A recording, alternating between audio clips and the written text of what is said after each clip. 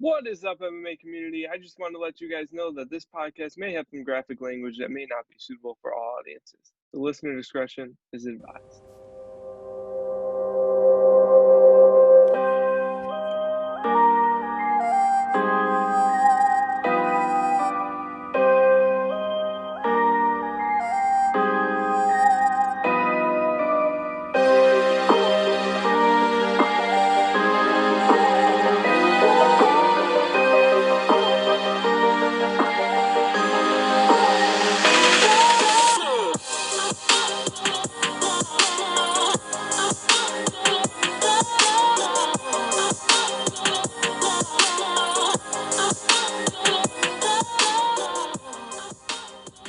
Welcome to the 20th ever episode of the BP and Mean Gene MMA show. I'm BP. That's Mean Gene. How's it going, Mean Gene? It's been a week. No, it's been a while. Yeah, it feels like it's been fucking weeks and weeks and weeks, but I think it's been two, actually. Yeah. Jeez. is it? Wow. Yeah. Hey, it's what happens when you start up school, and then the NFL season begins too as well. So Yeah. we've both been very busy. Gene's got to keep paying for his gold chain, NFL picks. I got to get an education so I don't have to resort to betting. Yeah, you're going the smart route. I was once in your shoes, though. Let's not forget that. Let's not forget you do have a bachelor's. Yeah. Yes. All right. With that being said, let's get into some MMA stuff. Today, we're just running through. I'm not going to do any picks. I've been busy. I didn't even do bets, so I came unprepared. Gene came undressed, and we're just going to play it by ear. But we got some stuff to talk about in the MMA world, and then I'll throw the floor over to the Mean Gene for his bets, and then that's how we'll close the show. But with that being said, how do you feel about Tony Ferguson versus Dustin Poirier falling through? Obviously devastated. You know, that would have been a war, a fight for the ages, and it would have set up, you know, clearly the number one contender behind Khabib. And then it might have even given us potentially another shot at Khabib versus Tony Ferguson. And with that going out, you know, obviously who knows what's going to happen now, especially with the way that, you know, Dana White's treating these fighters that want more money. And I understand it. I do. The fighters deserve more money. I'm 100% behind them, but I do like Dana White's stance in the sense of like, listen, man, we're just not going to negotiate. He's taking the stance of, and he's not saying this publicly, but I guarantee privately, he's saying to these fighters and to his team, like, we'll deal with this shit in January when COVID's over. We're just trying to fucking put on fights, keep moving forward. I'm not going to waste my mental energy and time on trying to hash out new contracts with these guys. He did it with Masvidal because they were truly in a crunch. They're not in a crunch with Khabib. They don't need Tony and Poirier to be the co-main event on that card. It's going to sell regardless. So I totally understand Dana's stance, and I'm cool with that. You know, listen, guys, you want to fight, you can fight. We got fights for you. You can be like Chimaev, who we'll talk about later in this podcast. You can be like him and just fight over and over, or like Holland is another guy that's on this card that's just had multiple fights during the pandemic. So in that aspect, that's how I feel about that. As for the fight itself, it's devastating. I wish we had that fight, but I'm super excited about the backup plan and all that stuff. Me too, with Michael Chandler, and that's what I was going to get into. But right before I get into Michael Chandler, I just wanted to say, with the whole Dustin Poirier thing, I did like that Tony Ferguson backed him. I thought that was cool. But yeah, it is a little bit devastating, or it's a little bit disappointing, not devastating to me. I think the card is still great. I think that fight going away takes it away from that greatest or possible greatest card of all time status that we mentioned before. The way it's still a great fucking card. I'm still going up, and Mean Gene and I are watching that together. First card we'll watch together since I started school. So regardless of that, I do think it's still a great card. But I do like you said, the backup plan with Michael Chandler. Great that the UFC signed him. I like that they're kind of throwing him right up there with the top guys. and him being a backup. I mean, can you imagine his first fight in the UFC is for the title against Khabib? Imagine if Justin Gaethje gets out. That'd be insane. Insane. And then if he wins, I mean, the dude's a legend. I mean, if he wins, I think it's perfect for him. There's nothing to lose. No, there isn't, and it'd be a great look for Bellator too. You know, yeah, he could be. I mean, that would be insane if he did that. Seriously, and it would be. I don't. Go ahead. Go ahead. No, I don't foresee that. I don't foresee that happening. But I agree. Yeah, I mean, he's skilled enough. He's skilled enough that I guess he could beat him. You know, it's Michael Chandler. You know, he's one of the best 155ers. But stylistically, I'm about to say, stylistically, I don't see it happening. But yeah, I think I would be more interested in the Khabib Michael Chandler fight. I mean, Gaethje Michael Chandler fight. I think that would be good. Yeah. Man, this internet here is terrible. So I apologize if I'm staticky. But anyway, so yeah, that Michael Chandler would look. It would be kind of cool. That's what I was gonna say. It would be kind of cool to see the main event. Like it would almost be like a clash of Bellator versus UFC. If that is his first fight in the UFC is for the title, it'd be like we have the Bellator champion versus the UFC champion. Who's better? So I think, it'd be interesting to see that, and it would be interesting to see Dana White's like marketing of it. Is he going to heavily market the UFC champ over Chandler type of thing, just to make sure the UFC comes out looking better, especially if they win. But yeah, I think I like that backup plan, and I don't know. I think that prospect. Do you think that this is what I was going to ask you? Obviously, they tried to have Dustin Poirier versus Michael Chandler happen. Yeah. Do you think the prospect, would you rather that fight happen or just Michael Chandler sit out? Because do you think Dustin Poirier just derails that train? No, I mean, of course, I'd love to see that fight. You know, I'd rather have that fight, Chandler versus Poirier than him as a backup. You know, and lose out on Poirier versus Ferguson, because they'll figure something out if they need to.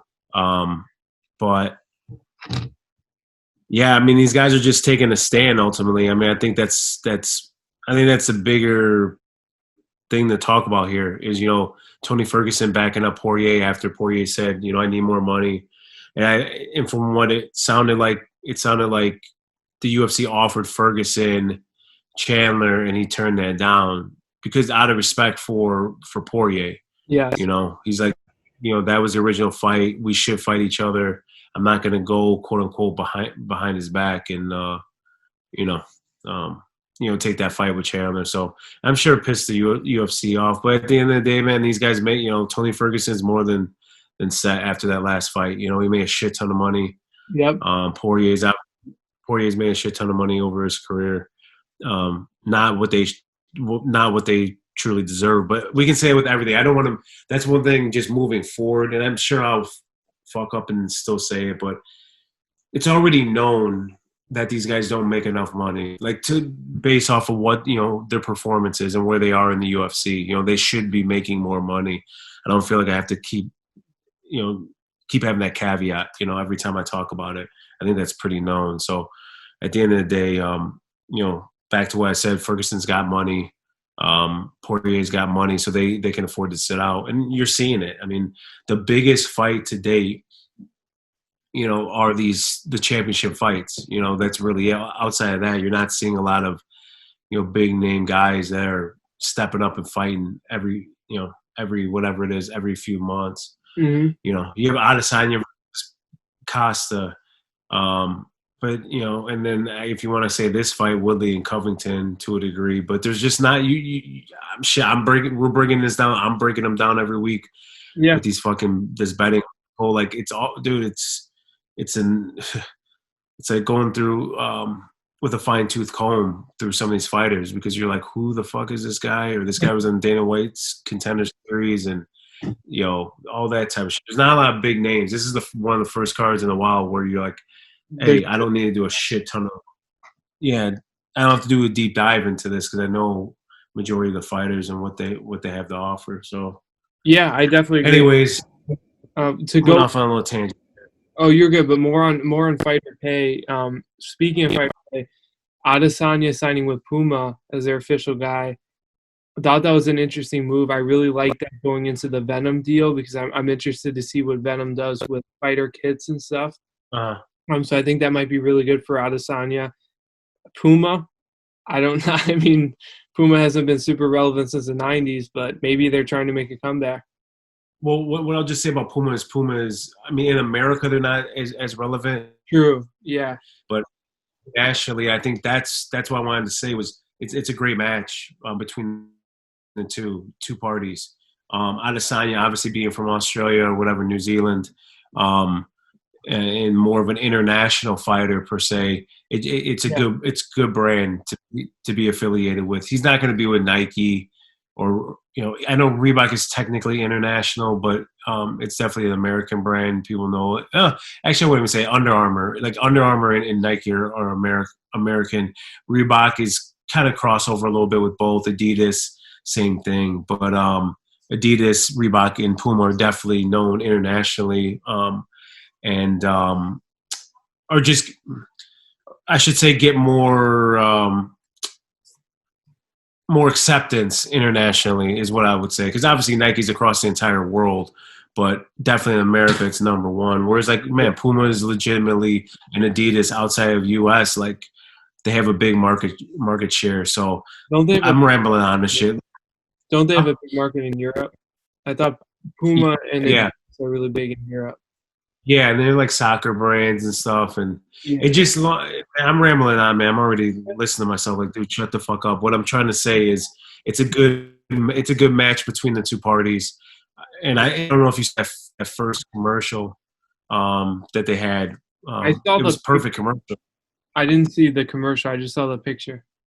Okay, yeah, watch the commercial. It's like they allow Adesanya to just be him, do him. It's nothing weird and scripted and Good. nothing like that fake. It's just it's Adesanya being Adesanya and stuff. And I think that's cool that they allow him to do that. So Good. yeah, it's a good match, man. I like it. It's great. I love to see fighters getting big money endorsements like that. So.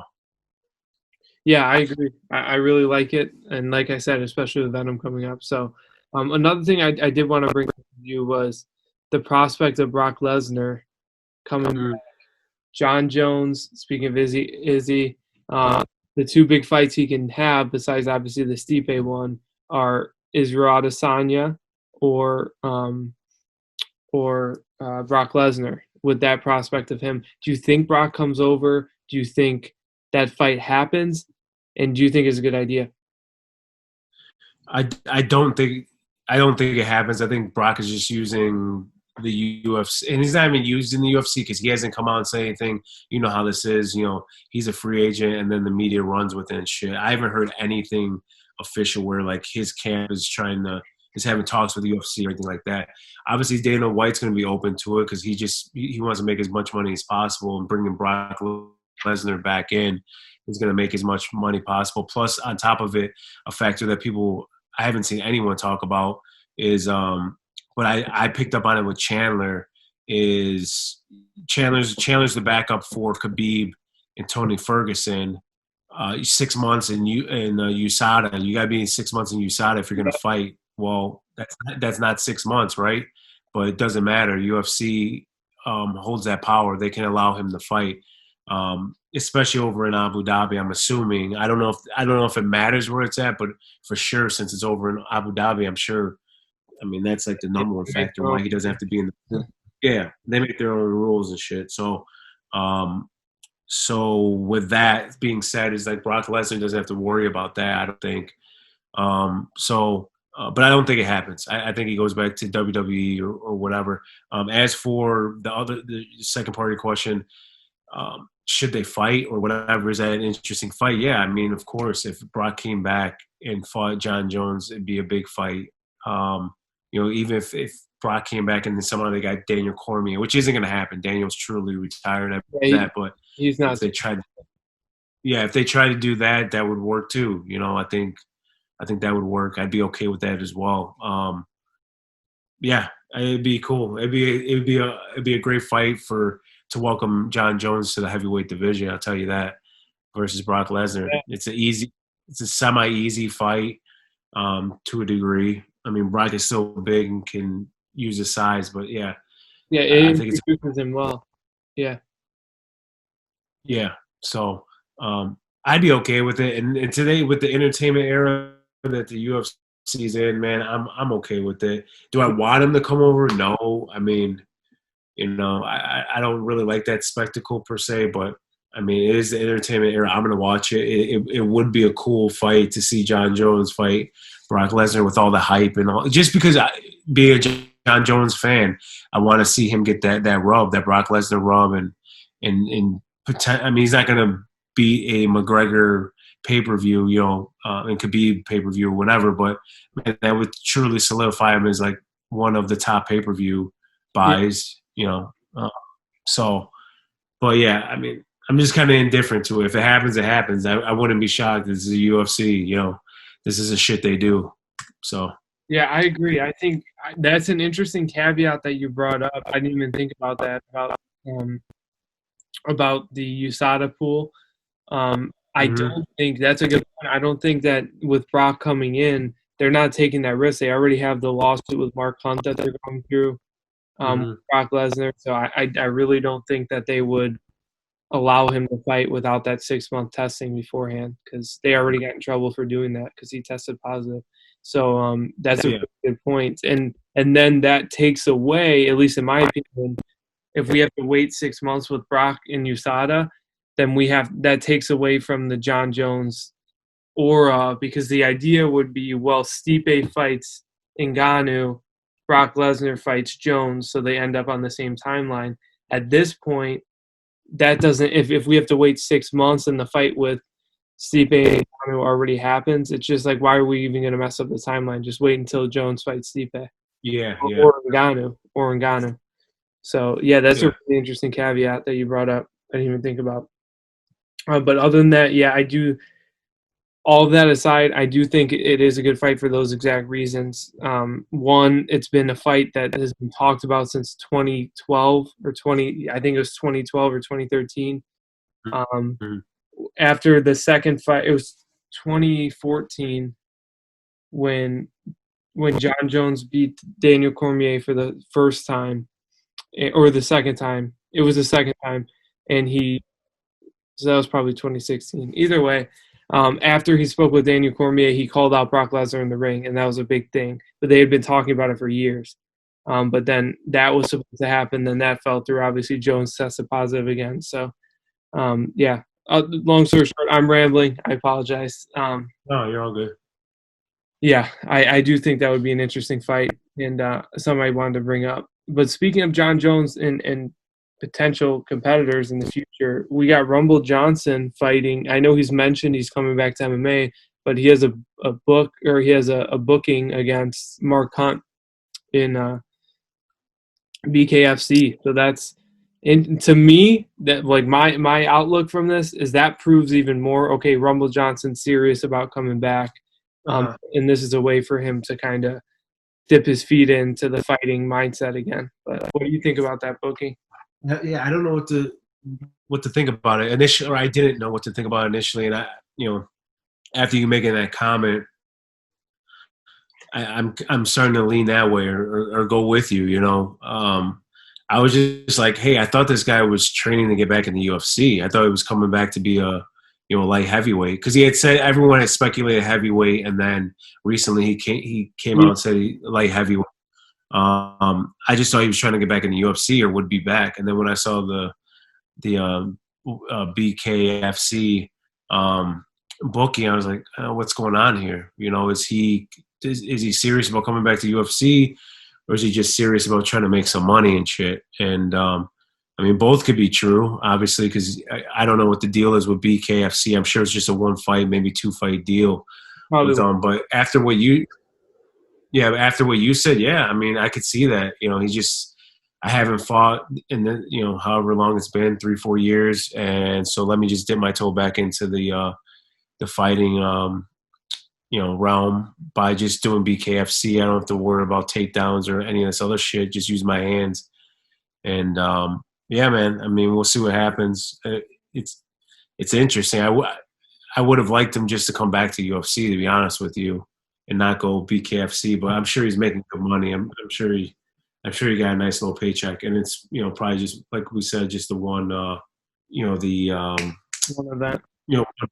One fight deal. So, but I'd love to see him come back, man. Obviously, the light heavyweight division could use more blood for sure. Shit, I'd rather see him at heavyweight personally, but he says he's coming back light heavyweight. Come back light heavyweight. More blood there since John Jones is gone. I like him at light heavyweight because of the name. So I think it's hard with Dom Reyes is a name because of the rub he got from John Jones. Thiago Santos is a name because of the rub he got with John Jones. But obviously Rumble never fought Jones. They almost fought, but then obviously it never ended up working out. So I like him coming back and just having a name in that division again. So if people beat him, okay, these guys are legitimate. If he wins, it's like, okay, at least we have someone who everyone knows is the champion. So yeah, plus I like it. I wonder if that has something to do with him coming back, is now that Daniel Cormier and John Jones are out of that division, he probably decided now it's kind of open season for me to go back down there. I don't have to worry as much, where Jones is a stylistic nightmare for a lot of people, pretty much everyone, because of how versatile he is. Mm-hmm. And specifically Daniel Cormier is built to beat someone like Rumble Johnson. Yeah. Someone with a lot of power they're good. Rumble's good at wrestling, but I mean DC is just. They already fought too, I believe, right? Didn't Rumble and DC fight already? Yeah. DC beat him. Yeah, for the title, right? The interim or no? I thought the interim. No, I think that was for the title. It was for the title. It was when Jones was out, but like they stripped him. So Daniel Cormier beat Rumble for the title. And then Jones came back and beat DC, but then you know how that story went. But Jones was in the blue corner for that fight. We don't have to get into all that shit. Yeah, but yeah, either way, ultimately I like it, and I hope he comes back to the UFC, and hopefully kind of not super rusty. So that goes right into it. Is this just to get rid of some ring rust? And then that way when he goes in the UFC, he's not. And I like the booking. I think it's an interesting fight. I know Mark Hunt's old, but I mean, neither of them have fought in about the same amount of time. Yeah. So I like it. I like the booking. Mark Hunt's a hard stand-up fighter, and obviously Rumble Johnson has that KO power like crazy. So yeah. No, let's get into this week's fights. We got Colby Covington against Woodley. How do you feel about that fight specifically? I think I finally, I don't think there's anything really in this for Colby, but if he's willing to do this fight, this is great. I'm happy for this fight. And then obviously we can get into them having no press conference, but I just kind of want to hear your thoughts on this whole fight. Yeah, it's a long time coming, man. It should have happened a long time ago. Yeah, we were there in Chicago when Colby won the interim title. Yeah, and they were supposed to fight, a few months later, and he had that nasal issue. And then they were supposed to fight again like January, but then for Woodley, it didn't work out because he got surgery on his hand or whatever it was. Just a bunch of, who knows what was really going on behind the scenes. They both claim that, the other one's ducking them and all that type of shit. Obviously, we know neither of them. I do think Covington the first time ducked with the nasal shit. I think he could have fought 100%. But whatever.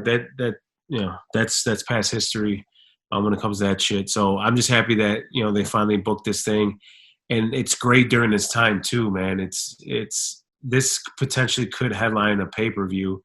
I think it would be kind of weak. I've heard some people saying, man, this would be a really good pay-per-view if these, with this card. This is a great card for a fight night. Like this is, I'd love to see more of these type of fight nights. 100%. And they can maybe knock off like maybe one fight, just trim it down one fight or whatever in the sense of the talent, and just move that over to another fight night to kind of even it out. I'm fine with that. But I mean, this one is a very good fight night, and it potentially could be a pay-per-view If there was a title fight, if you just kept everything the same but put a title fight at the top, I think it would be a pay-per-view. But other than that, yeah. Well, yeah, that's what I mean. Yeah, yeah, it would be a great pay-per-view in that sense for sure. yeah, because the UFC, yeah, you're right, 100%. It has to be a title fight at the top. Like, not even Cody Garbrandt. It could have been the Figueiredo versus Benavidez could have headlined that would have been pay-per-view 100%, been a good pay-per-view. So I'm just happy as a fan to see this type of fight nights, because I'm being real with you. The past few have been they're all good fights. There's always good fights, but man, it's frustrating, seeing. I mean, I know these fighters, obviously. It's like watching college baseball. You know of some guys that but they work really hard, so that it ends up being great games, or it ends up being a great fight. But you just don't know as many as you're used to. Yeah, and it's not. I wouldn't even say I don't know them per se. I would just say there's just like nothing really to gain. I don't like you're having a lot of this fighter, 5-1 or 9, whatever it is, and this is just another fight in their progression to get better. But you're having many of those. You're having like 11 fights on a pay-per-view, or pardon me, on a event, and fucking 7 of those are those type of fights, and you're like, it's just frustrating. Whereas like this one, man, you have a good amount where, they're division moving type of fights. Those are the ones I like. I like the cards where you have, fights on there where there's going to be movement within a division, not where, hey, these guys are trying to break into the top 20, not even top 15. Like, these guys are trying to break into the top 20, and you're not even seeing that in the rankings, obviously, unless you're going to other websites, like Tapology and things of that nature. So it's a breath of fresh air in that sense. And then we got the pay-per-view next week, so it's just nice having these back. But in the sense of the fight itself, I mean, super excited about it. Grudge match. Just interested to see if a grudge match rejuvenates Woodley, is the best way I could put it. Is he going to be motivated for this thing and actually go out there and show some glimpses of the old Tyron Woodley? And then obviously for Covington, just to get back on the right track, it gives him a name again. He didn't need to take this. He could have fought Leon Edwards, pretty much almost for number one contender, because he's a legit. I mean, we'll see what Burns does, but I mean, he's a legit like number one contender in the sense of talent wise. For me it's Usman, and then Covington right behind him talent wise. With Burns being there, like Burns and Covington are right there, and we'll see what Burns does against Usman. But I mean, Covington's that skilled. We've seen it. So he didn't need to take this fight. It's a grudge match. I can't wait for it. Am I saying my pick or whatever? I mean, I think Covington wipes the fucking match. Yeah, 100%. Yeah, I want to get into that a little bit. I do want to get into the press conference thing. Let's get with that. But right before that, it's since we're giving picks, I agree. I think Covington is just how do I word it? I think his gimmick a lot of times makes people forget how good he is, because everyone wants to hate him, and that's kind of the point. But he's world class. I mean, he obviously is. And beyond that, I wish I could say that, man, this is going to motivate Woodley, and I would love to see a great Woodley, the old Woodley we're used to, the guy who knocked out or who submitted Darren Till with the Darce choke, but knocked him down beforehand, the guy who solved the puzzle in Stephen Thompson, the guy who solved the puzzle in Damian Maia. I'd love to see that guy. I'm just tired of the excuses. I just think he went to Thailand for that whole freaking training camp. It was supposed to be the best Tyron Woodley we've ever seen against Gilbert Burns, and he just got wiped out. I mean, I just can't see it. I just can't see. He got wiped out by Kamaru Usman, but then had that excuse of, well, I had a lot of extra stuff. Okay, fine. Let's see. Is that the true Tyron Woodley? Goes to Thailand, doesn't even go on social media for weeks, completely gets everything out of there, then trains with Dean Thomas. Everything was supposed to be perfect, and then looked exactly like he looked in that fight against Kamaru Usman. I personally, I just can't see. I do think this fight is more enticing for him, more for him to lose, but I just can't see it happening. I think Colby Covington is very much the same as Kamaru Usman stylistically, with Kamaru Usman being a little bit better than him. So I can't see Tyron Woodley beating Colby unless he catches him with the right hand. But Colby's pace will just destroy Woodley. Yeah. Well, I definitely want to jump in on a couple things that you said there. Yeah, I mean, with Woodley, it's the same thing for me, man. I mean, the guy, tired of the excuses with him. But even before that, I don't think he was ever appreciated as champion. I mean, the guy, yeah, he was a legit welterweight, legit welterweight champion. Defended the title multiple times. I just think ultimately, his head got too big, man. That's what I mean. I think that's pretty clear. He got the title, started defending it a couple times, and just he let that take over his life, man, take over his ego and shit. I mean, that's what happened. You saw him like trying to call for fights with GSP. I mean, you can call for fights with GSP after winning, defending it 6 times or some shit, 5 times. I don't know, but not when you're squeaking by. Even though he solved the puzzle of Stephen Thompson, man, he squeaked by in those fights. Yeah. The Damian Maia is super boring. I mean, you saw his rise and what he was doing, and once he got the title, he got real conservative and shit. And some of those fights were just stylistic nightmares for him. I mean, I'm not going to be an idiot, and every fight needs to be fucking, a barn burner. But all I'm just saying is that coming off of all those close wins and draws and things of that nature, you'd expect them to be just a little bit more humble and just say, try to defend a few more times before calling GSP and saying, I can beat this guy. I'm the best welterweight in the division, things of that nature. Yeah. He just let the cage stuff get in his head, man. He, mess around with music, blowing his money and shit on cars. And then you saw with his marriage too, unfortunately. I don't know all the details of it, but I think it's pretty clear to see, if you read through the or look through the grapevine or whatever, read the fine print. I mean, I think the dude was just out partying in strip clubs, that type of shit, maybe some infidelity as well, and ended up fucking breaking up his marriage, and you just hate to see that, man. He just literally, his rise to the title was like family man. You saw it. He in the countdowns and things of that nature, family man, my wife, all this shit, and then man, he got the title, defended a couple times, and he just let that fucking just take over his life and his ego. Yeah. And going with humility.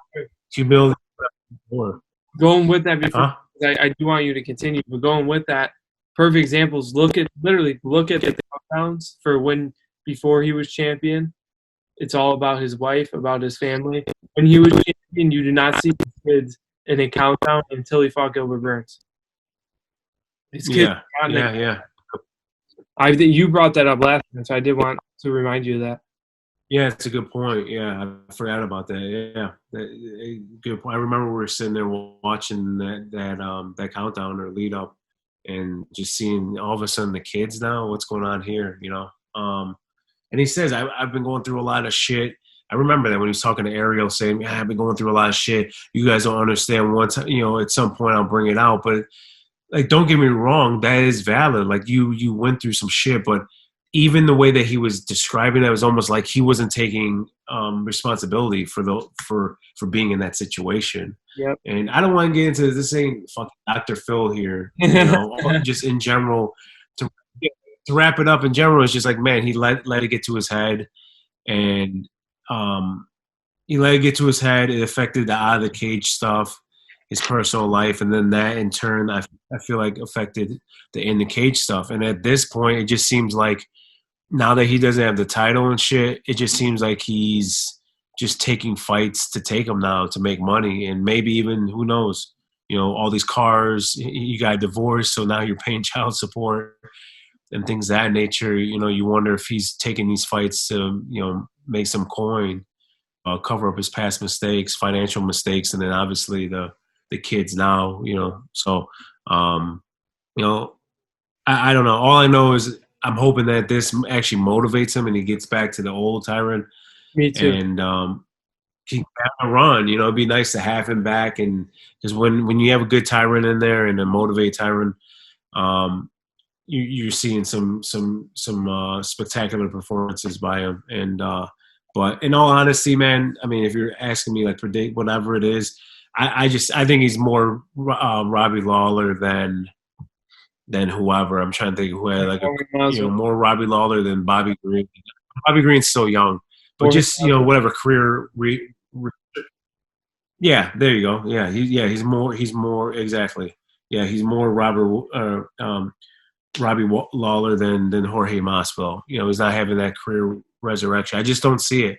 I don't see it. The people around him don't really back him up in that sense and say, he's gonna, he's back to the old Tyron Woodley or whatever it is. I mean, he's gotten blown out, dude. He's 0-10.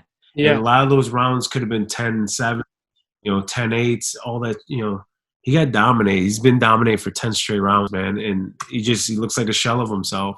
Yeah. And it's sad to see how quickly that's happened. I mean, he went from holding the title and fighting Usman, got blown the fuck out, and you're like, wow, Jesus Christ, Usman's legit. One of the diminutive title victory or title challenger victories ever. One of the most. Ever.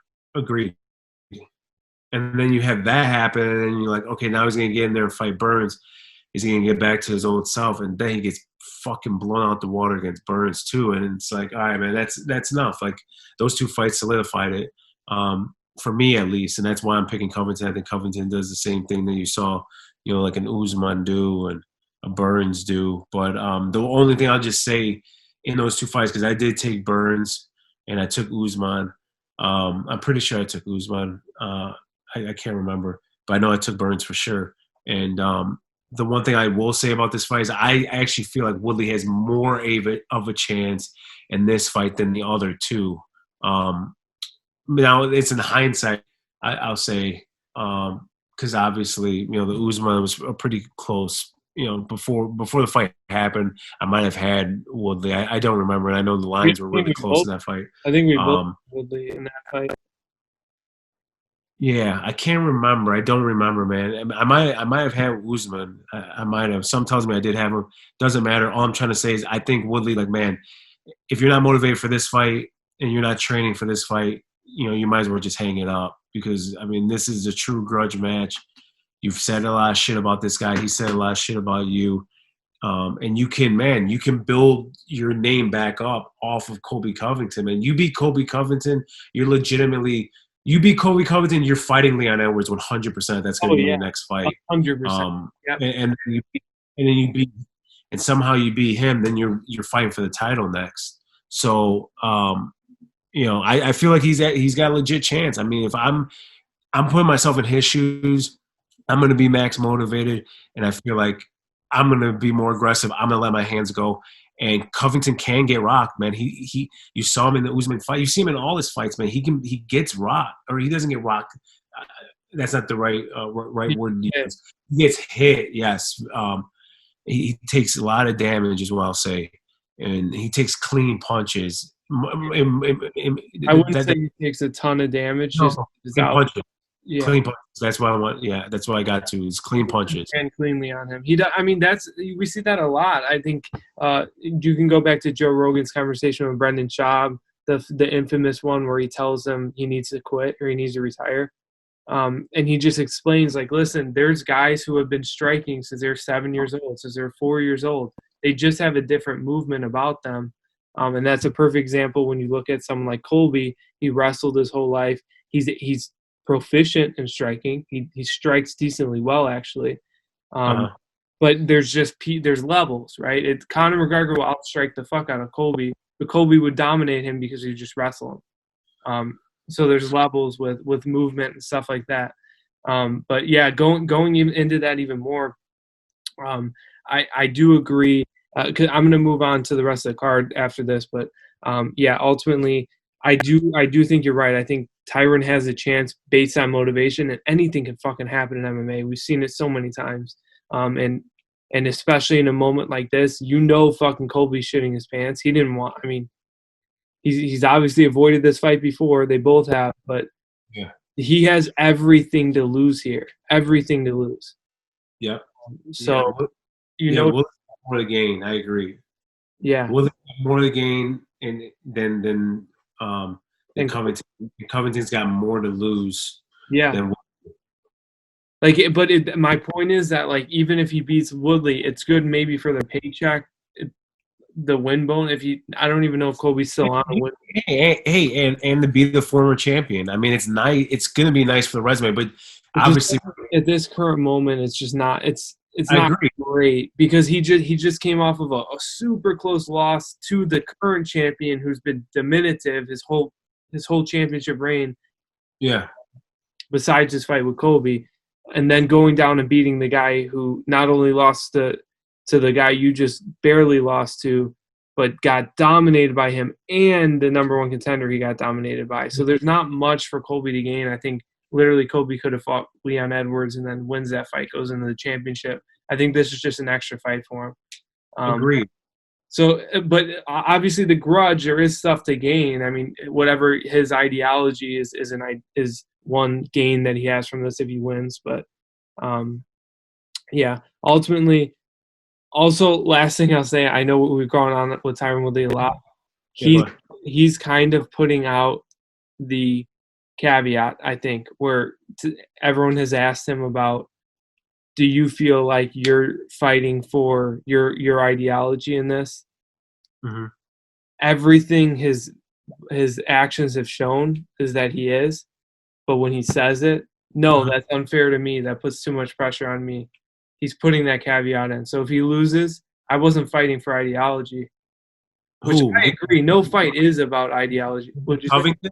This is Covington? No. Woodley. Oh, okay. Yeah, with his interview with Ariel Helwani, he said, "No, that's unfair that's unfair to me to put that pressure on me that I'm fighting for everything I believe in." I think personally, I just think he's putting that caveat in because he's not sure if he's going to beat Colby. Yeah, I mean, I'd feel the same way if I got blown out in my past two fights. I agree. But like, and knowing what you got and knowing who's in front of you in your next fight with Colby and his relentless pace. I mean, he's the same fighter as the past two, pretty much. Yeah. I mean, obviously they have differences. I mean, I don't want anyone holding me to that. Obviously, we know Burns, Brazilian Jiu-Jitsu, strike, all that type of shit. But you know what I mean. They're relentless pressure fighters. And Usman, Burns put it on him, and Colby's gonna put it on him. He's gonna push forward. So yeah, I'd feel the same way. I'd say the same thing if I was Woodley. I agree. So speaking of relentless pressure, let's look at Khamzat Chimaev. We got real quick. The one thing I wanted we were going to talk about too that was interesting. And let's not literally just 2 seconds is just how they didn't have pressers for the shit. Yeah. I think that go ahead. No, I was just saying we both agreed before the podcast on that. Is like the reason why they didn't do that is because of the climate right now in this country. How Colby is and the shit he says. I mean, I don't know if you saw what he posted on Instagram, I think, calling this dude a terrorist, and Tito Ortiz responding to and saying, yeah, beat his terrorist ass. They're considering that this dude's a sympathizer. Yeah, a domestic terrorist sympathizer. Dude. So I just think the UFC at the end of the day, Dana White with his crazy fucking that's Dana White. You got to understand this guy is running the business. He's not going to tell, why is he going to tell the truth 100%? The media is going to run with it and write all these articles. So he's going to say some bullshit. And his bullshit was like, we're trying to hype up, we're trying to put the spotlight on the undercard. It's not being discussed enough. When has he ever said that shit in fucking never the UFC? Never said. I mean, as a promoter, like who would ever say that shit? Especially this big of a fight. It's always the headliners, Why don't ask him that next time Conor McGregor fights and see if he takes him out of the press conference and puts him shine in the undercard. it's crazy, but we know why. We know why he's doing it.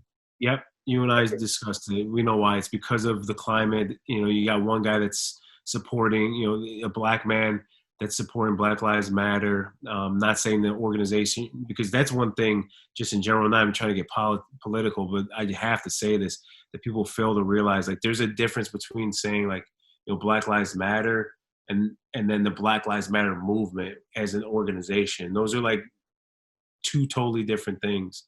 And I think people get those mixed up a lot of times. But anyways, you have a black man supporting Black Lives Matter and making a statement at his press conferences or in his interviews. Mm-hmm.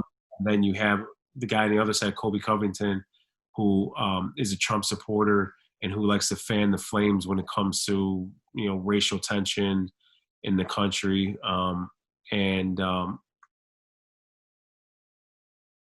Yeah, absolutely. I think. Did you hear something? Yeah.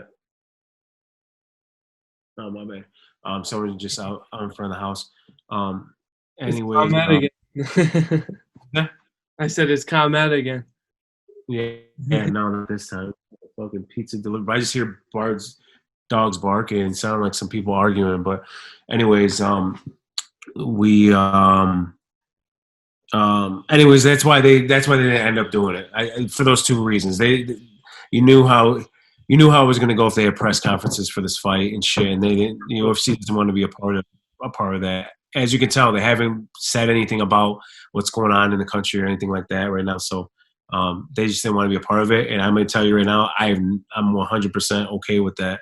Me too. You know, you don't have to make a statement. You don't have to say anything, man. Like, they're a private business, so let them do whatever the fuck they want to do. It doesn't matter, regardless if I agree with them or don't. So, but yeah, that was just an interesting aspect of this fight. That such a big fight, such a big grudge match. Everyone wants to see it. All the talk this week has been about, like, man, this fight's finally happening. You know, it potentially could headline a pay-per-view, or this could be a pay-per-view card. You know, if you add on that title fight, and to not have any type of, like, not countdown, I know it's for the pay-per-views, but you know what I'm saying, like, any type of thing like that, any type of, you know, press conferences, whatever, they haven't had it. So, anyways, we can move on, or you follow up to what I said. Yeah, I agree. Though with the 2 years ago, this headlines a pay-per-view for sure. I mean, this 100% 2 years ago headlines a pay-per-view. It was supposed to on multiple occasions, but yeah, I agree. I think especially with Dana White's obviously Dana White's relationship with Donald Trump, he's not going to want to have to. That's why he's been silent through all this. He's not going to go against the BLM movement, obviously, because that, I mean, just from a business standpoint, that destroys a lot of your base and your target.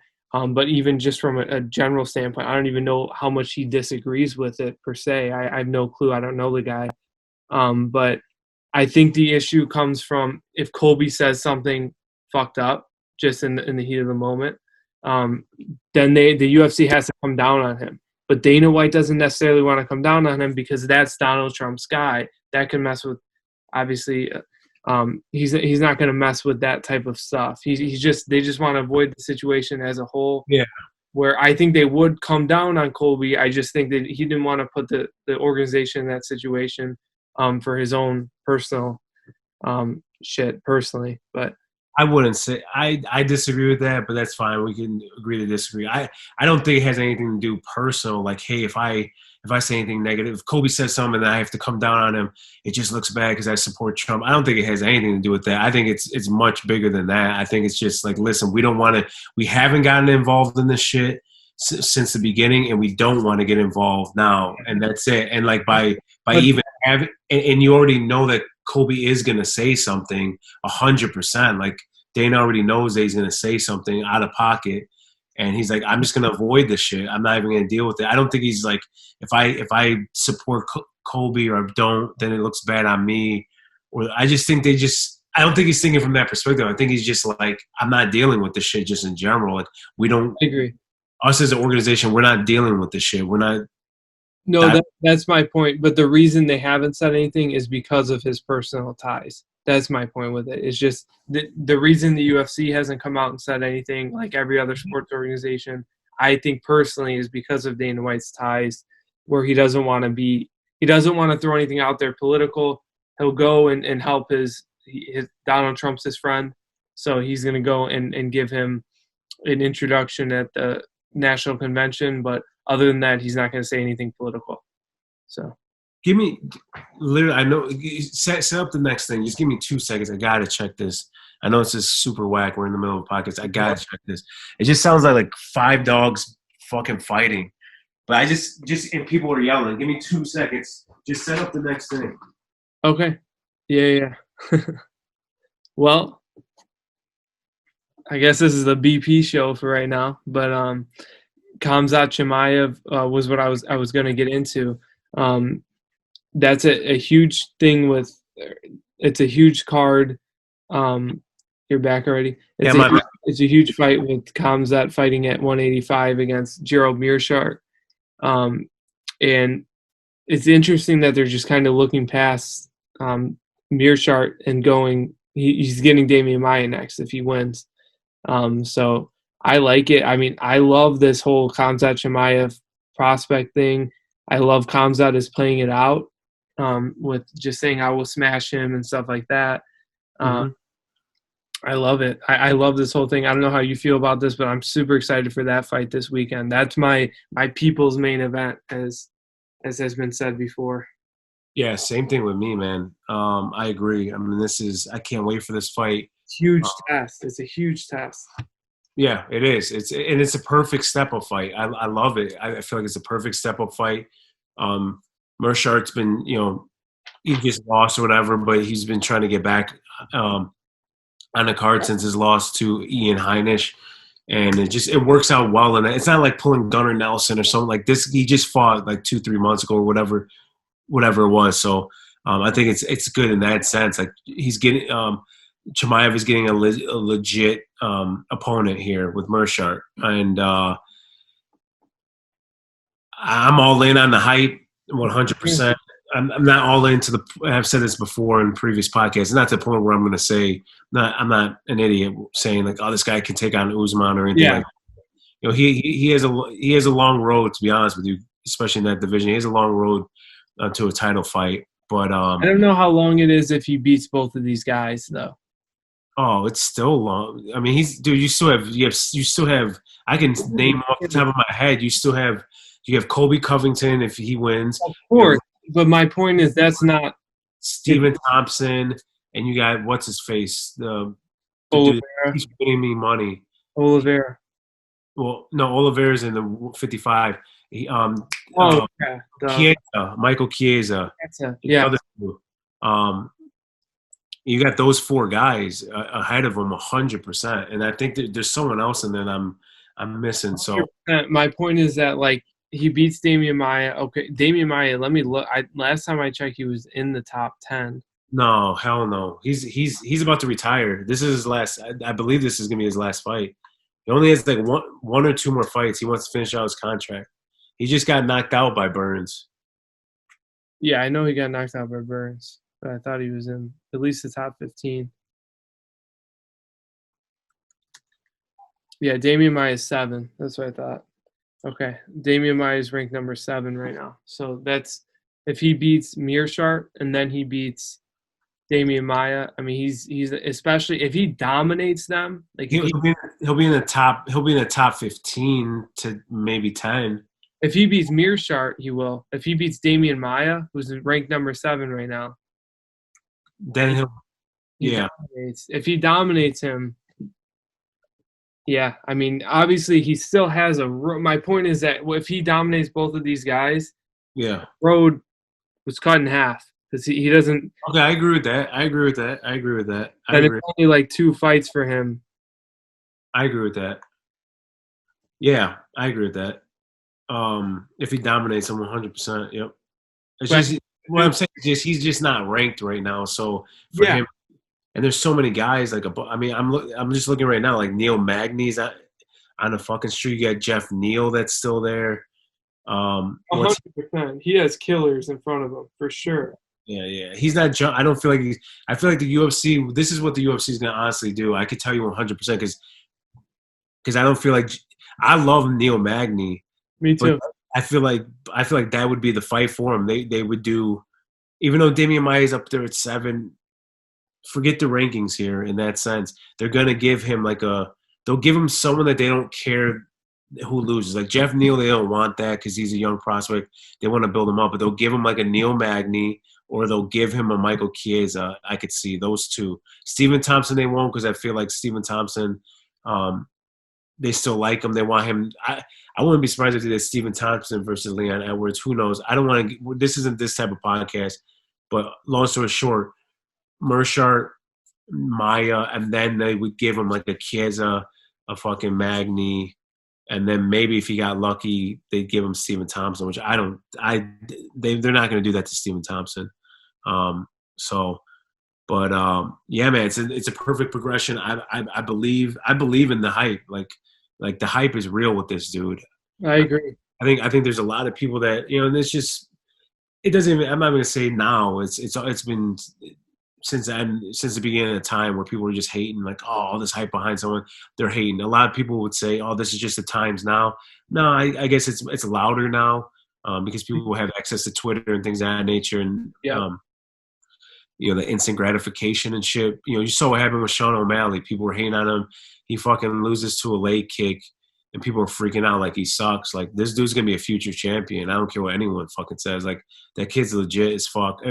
I'll say he's going to be a future champion contender as well. I'll say I don't know if he'll end up getting it per se, but he's going to be, top 3. He'll be fighting for a title, I think. And people just love to see people fail, and they want to see that with Chimaev. I love the kid, man. He wants to fight. He's fucking smashing guys. He's taking any fight. He's asking for anyone. It's not like this guy's like trying to pick and choose and shit. He's fighting anyone that the UFC puts in front of him. Literally, give me a fight. Give me a fight every day. Yeah, and how can you not respect that, man? Yeah. I understand that people, if you want to have hate or any animosity towards the people that are saying that he should fight, Gilbert Burns, or pardon me, should fight Usman for the title. I understand that, but that's something separate. That's not even realistic. These are these crazy fantasy matchups that people make. Those high schoolers on Twitter. Exactly, and that shouldn't turn into hate towards Chimaev. If anything, you should respect the fuck out of him, man. He's a fighter, wants to get in there and fight, looking to test his skills and shit. And I think Mershart's a perfect test for him. I think he fucking destroys him, to be real with you. There's a lot of people that are taking Mershart on the underdog. I don't even think he doesn't stand a chance, man. I could have egg on my face tomorrow. Tomorrow. But I think Chimaev runs right through this dude. So I agree. Yeah, so I'm excited, man. I'm super excited.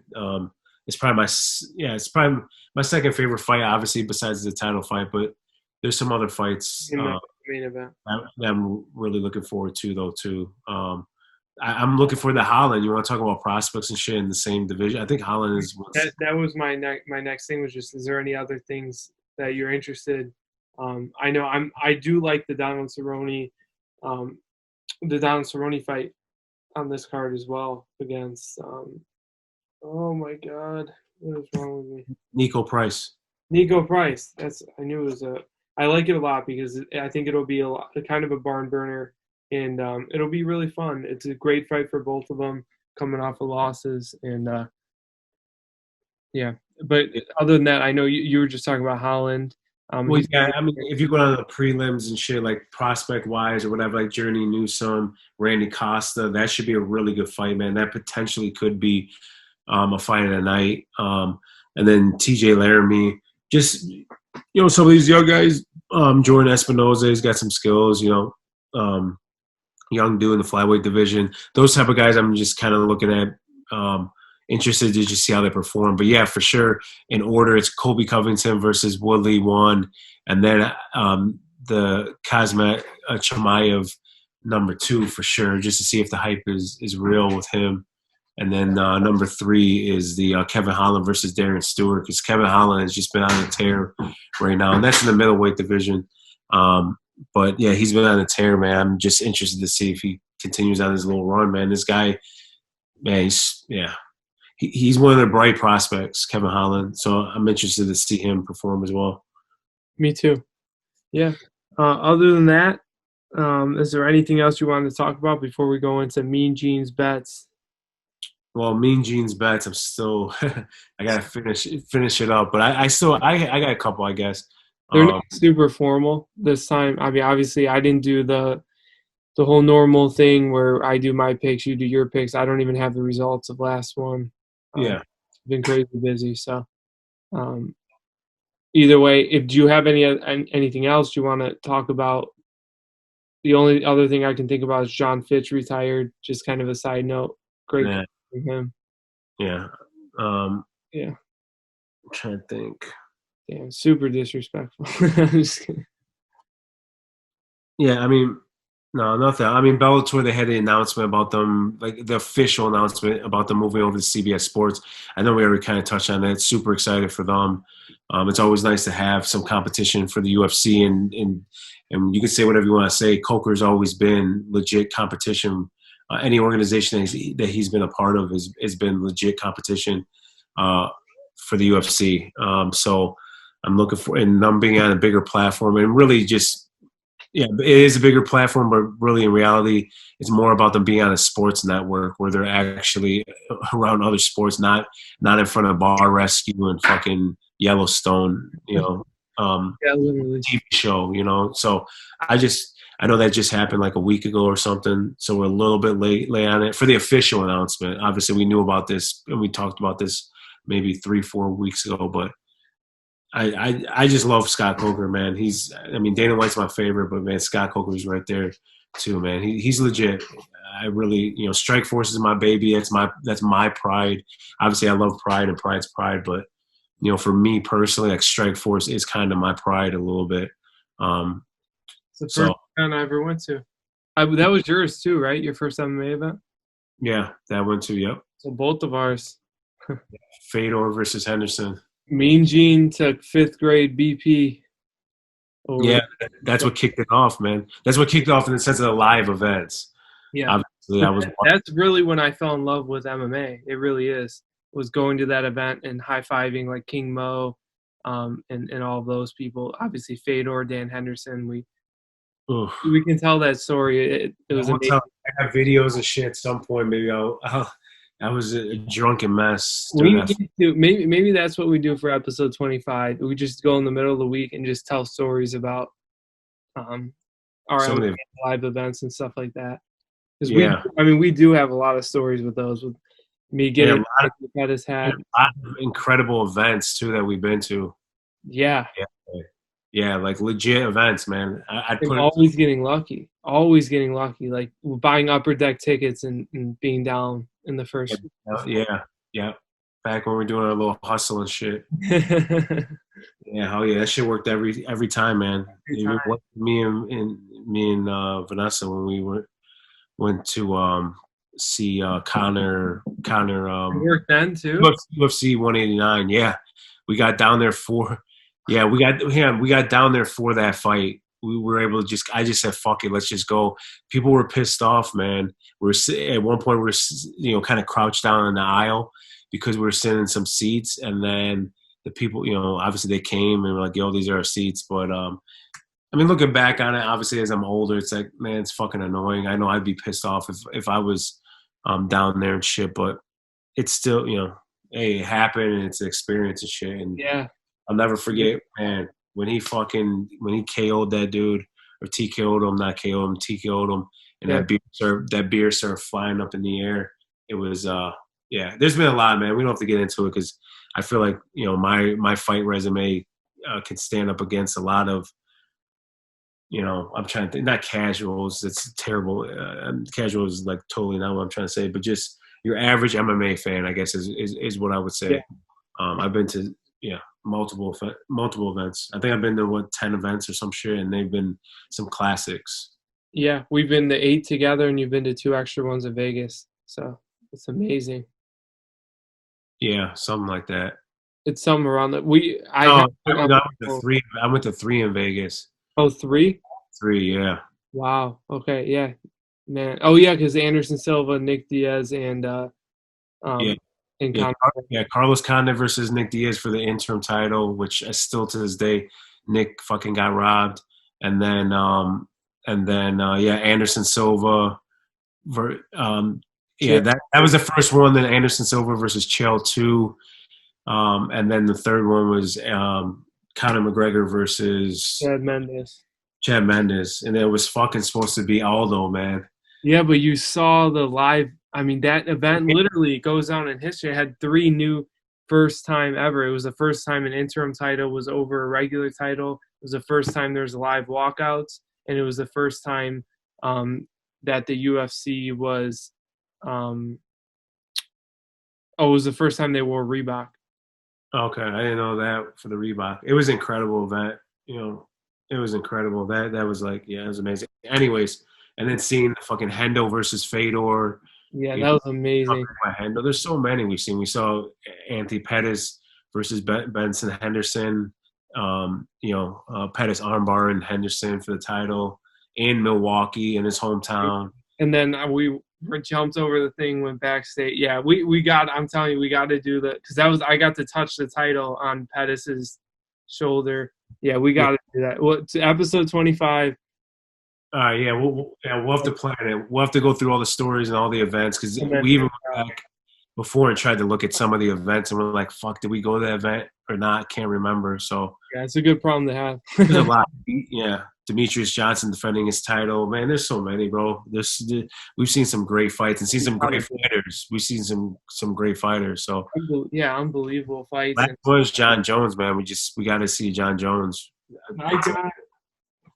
I got all the stuff too, like the hat that's the 2 hats that are signed. They're right over there.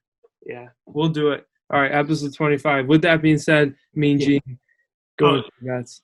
All right, bets. I mean, man, I haven't broken this car. I'm like in the middle of writing my article right now. Unfortunately, I fucking hate myself because it's so late. I'm gonna be up till like fucking 2 a.m. finishing this thing, but whatever. It's for the love of the sport. I mean, I would just say, oh man, let me look. I mean, see. Hang on a second. Give me 2 seconds. I do have to pull up these fight. I have to pull up the fight odds because I can't just throw out like best fight. What the fuck it's called? Because some of these lines have changed. Like, okay, this is perfect. So I mean, Kobe, I feel like is going to win, but the one a lot of people listen. That should go to a decision. The decision prop is like. I can pull it up. Fuck. I don't want to do this. I just want to expedite this shit. No, you're good though. I think that is a really good bet. Is that going to decision? Yeah, but see, I want to go the opposite on this. But hang on. Where the fuck is it to go distance? It was something crazy like minus 300 or minus like yeah, here it is. Over to go over 4.5 rounds is like minus 207. I'm gonna be real with you, man. I'm actually looking towards going the under. And the only and not what I'm saying is it does not go the distance. Not that it goes under 4.5, but the fight does not go the distance. Really? Plus 160. Only listen. I know it's just sprinkle a little bit. That's what I'm saying. And the reason why I'm saying is like, man, I think Tyron Woodley's gonna go for broke. Like I believe him actually, and I might be a fool and have egg on my face, but I actually believe him when he says, man, I'm gonna throw my hands. So man, and Kobe Covington is hittable. So I could see that happening. The other thing I can see happening is, man, like Kobe actually truly finishing Tyron. Like Tyron finally being like, dude, I got my ass whooped. This is now the 3rd fight in a row. And just Kobe locks in. I mean, he's not a submission specialist or anything, but a rear naked choke. Yeah, rear naked choke takes his back, whatever. That's the way fighters give up a lot of times. Or he cuts him, or he cuts fucking Woodley or some shit, as well. He's good with those elbows in the clinch. I'm going under. I'm going contrarian on this. Everyone's saying it's gonna go over. I think this is a grudge match. I don't foresee. I know I'm on a limb on this shit because Tyron. When was the last time he was finished? Like I don't even know the last time. You guys asked whoop for 10 rounds, and both those guys couldn't even finish him. So last person to finish Tyron Woodley was Nate Marquardt back in Strikeforce. Okay. Some tells me I saw that fight too live, but I'm not 100% sure. I don't think so though. No, we didn't see that fight live. Okay.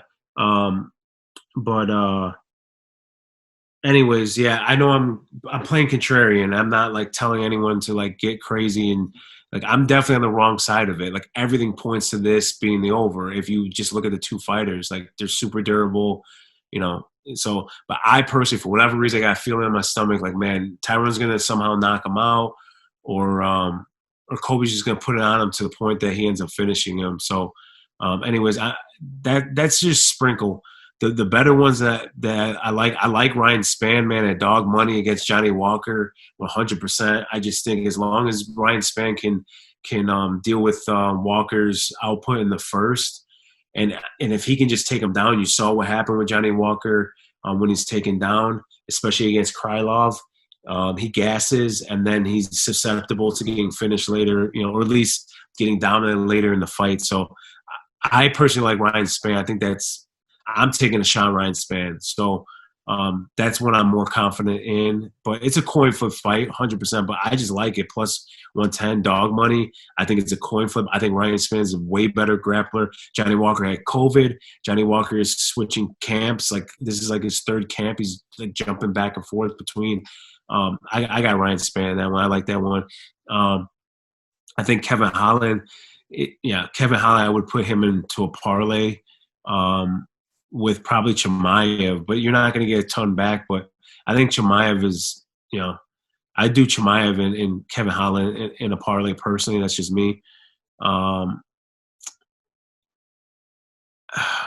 then I think that was pretty much it. I mean, I got Randy Costa's dog money against Newsom. I think Newsom ends up beating him. So I would I'd probably go Journey Newsom with that since it's only minus 125. I like those low odds.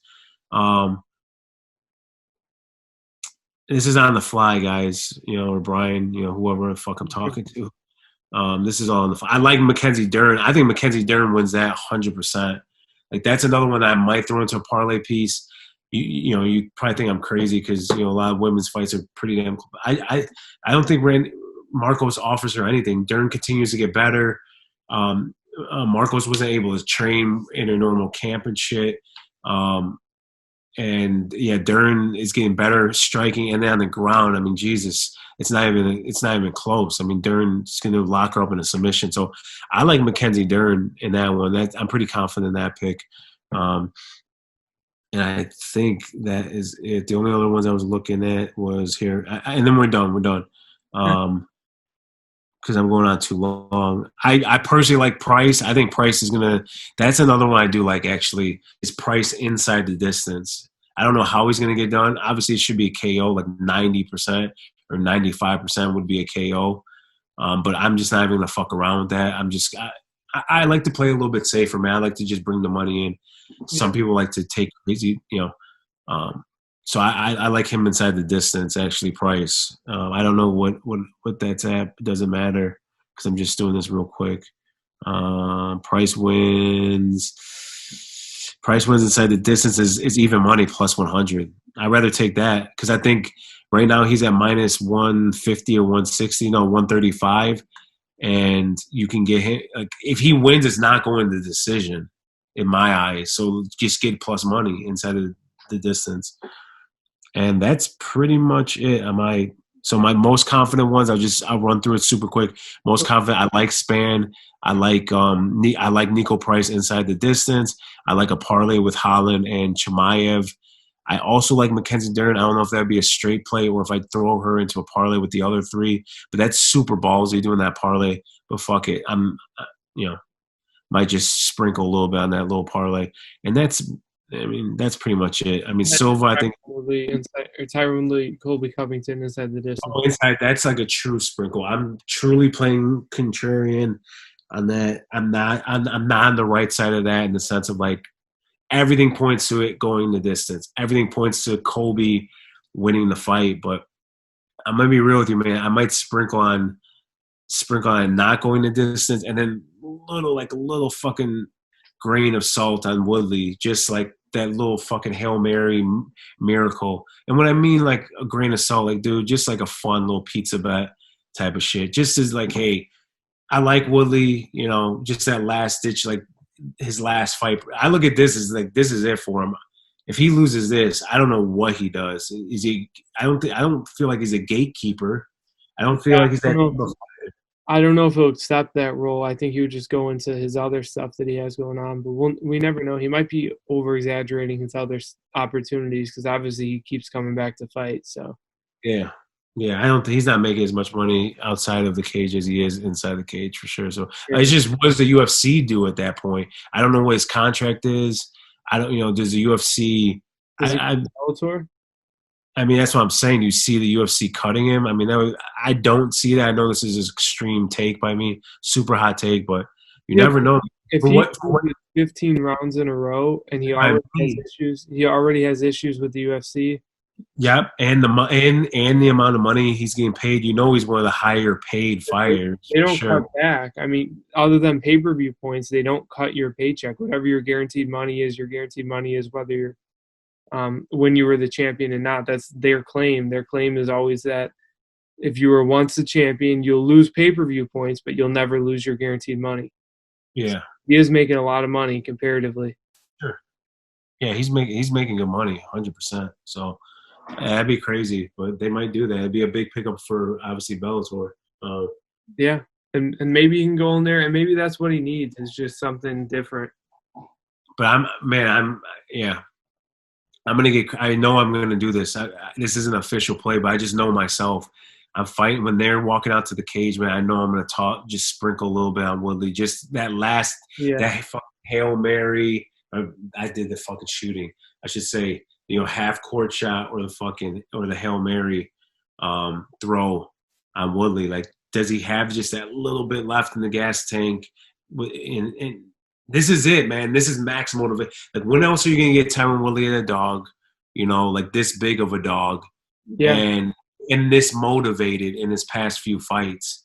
Obviously the title fight's super motivated, but since then it's like, dude, you get blown on that, then you get blown out by Burns. Like, if anyone's gonna be not motivated, it would be Woodley. But now enter Colby Covington into the mix. Now you're fucking rejuvenated. And a must win too. I mean, like we said, he legitimately might get cut if he gets dominated. So yeah.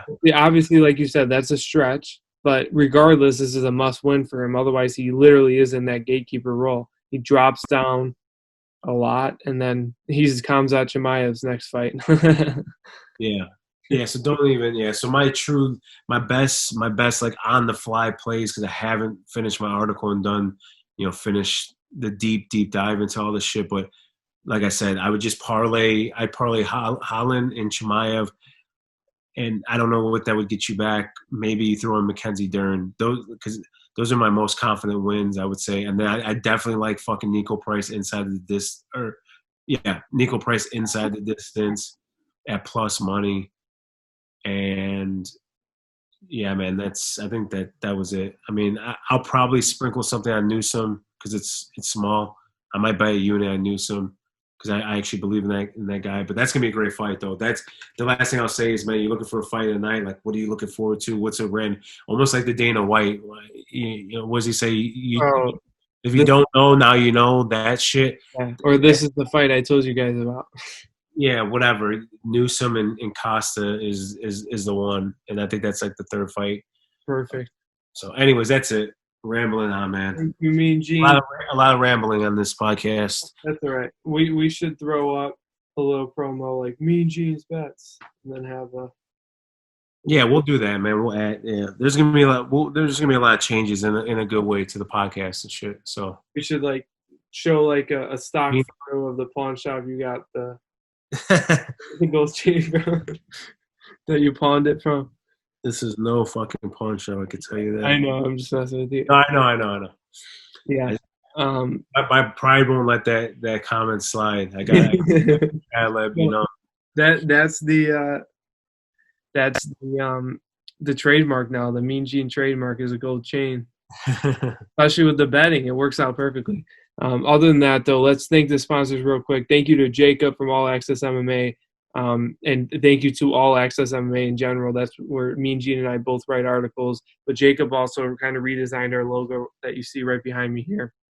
Thank you to Ty Booman for doing our original logo that you'll see for the episode title on YouTube. And obviously the faces behind us were animated by Tyrell Brown. We call him Ty Booman, but Tyrell Brown. And you can follow him at Cloud City Cartel on Instagram and on Twitter. Thank you to Alex Weishar for doing our music. You can go look at more of his music on SoundCloud at Alohi. As always, this will all be in the episode notes. Go follow the show on Twitter. Go follow the show. Go follow me on Twitter. Go follow Mean Gene on Twitter.